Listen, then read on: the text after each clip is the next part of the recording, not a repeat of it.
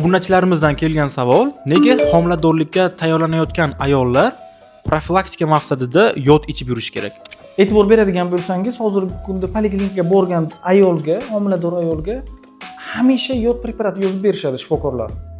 Bu juda ham kerakli hisoblanadi. Nima uchun? Chunki bizning zonamiz endemik zona hisoblanadi. Ya'ni shu yod tanqisligi zonasi hisoblanadi. Yod preparati organizmga kirishi kerak, chunki u bolani aqliy rivojlanishi uchun eng kerakli modda hisoblanadi va yod preparati bor bo'lgan bolalar juda ham intellektual rivojlangan hisoblanadi. Buni bir oddiy misol shu Yaponiya aholisi bilan ham misol qilib keltirishimiz mumkin. Yaponiyada mo'y produktlarni juda ham ko'p miqdorda iste'mol qilishadi va shuning uchun ularni demak aqliy rivojlanish IQ bo'yicha juda ham yuqori pog'onalarni egallashadi ularning yoshlari.